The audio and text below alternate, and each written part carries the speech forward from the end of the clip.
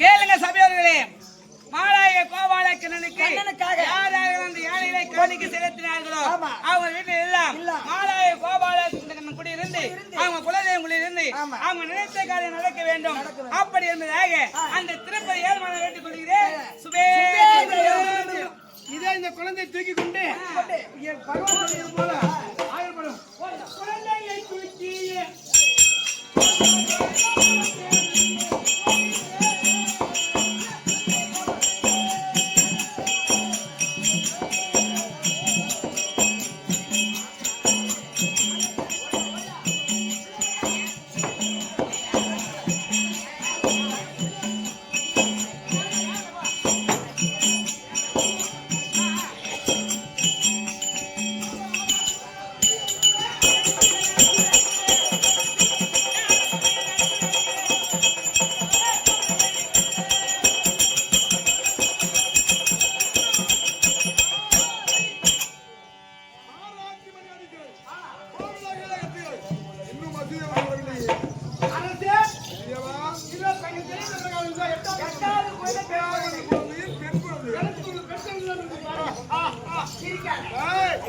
ஆனா இருந்தால் அடித்துக் கொள்ளலாம், சொன்னா இருந்தால் சூழ்ச்சியா கொள்வார்.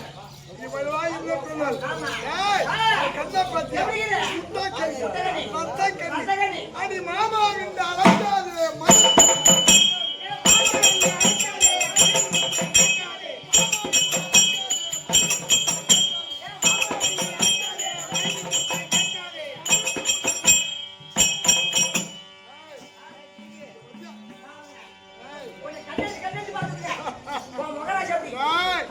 இதுவரைக்கும் 6 குழந்தையை இப்படி வெற்றி கொண்டோம். எவ்வளவு ஒரு வித்தியாசமா என்ன கொல்ல காலை பிடித்து கலகலன்னு சொல்லி ஆகாயத்தில் இருந்தால் என்று சொல்லி வருவார். காலை நீட்டினார்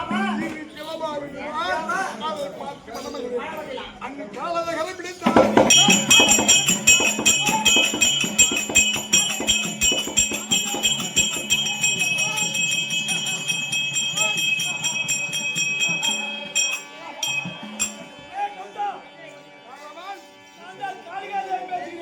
கையில் இருந்த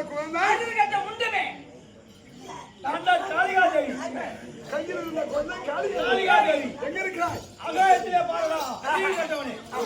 நீ காலை தூக்கி வீசினாயே, நான் சென்றபோது அங்கே தள்ளி விட்டே. உன்னை கொல்வதற்காக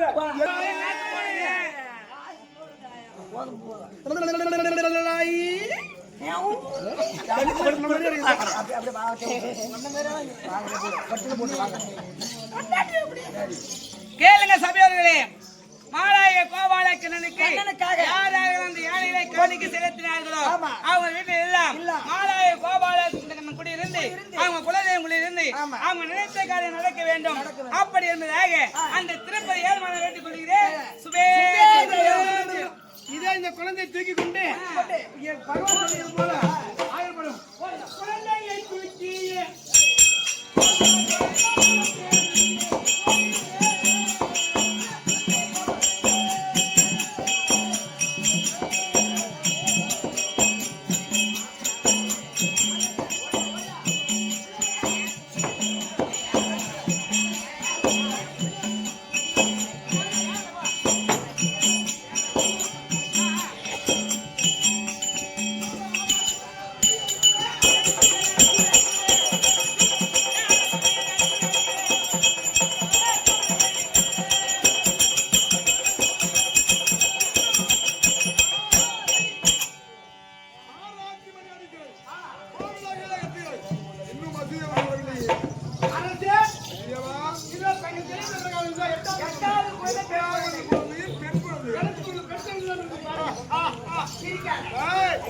ஆனா இருந்தால் அடித்துக் கொள்ளலாம், சொன்னா இருந்தால் சூழ்ச்சியா கொள்வார்.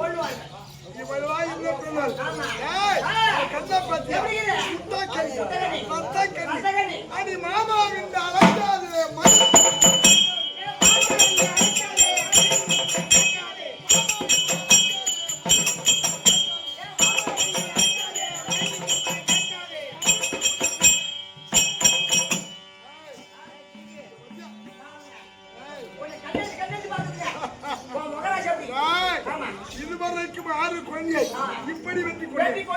நான் ஒரு வித்தியாசமா போறேன். எப்படி போறீங்க? என்ன கொல்ல கொண்டவனுங்களா? ஆமா.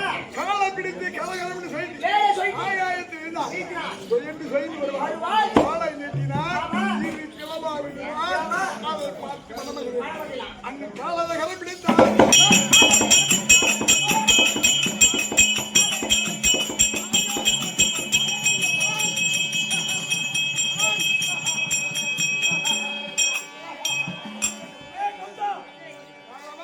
நான் தான் காளிகாதேவி பேசுகிறேன். என் கையில் இருந்த குழந்தை ஆயுள் கட்ட முண்டமே நான் தான் காளிகாதேவி. கையில் இருந்த குழந்தை காளிகாதேவி. எங்க இருக்கிறாய்? ஆகாயத்திலே பாருடா. அறிவு கட்டவனே. நீ காலை தூக்கி வீசினாயே. மேலே நான் சென்றபோது அங்கே தங்கி விட்டேன்.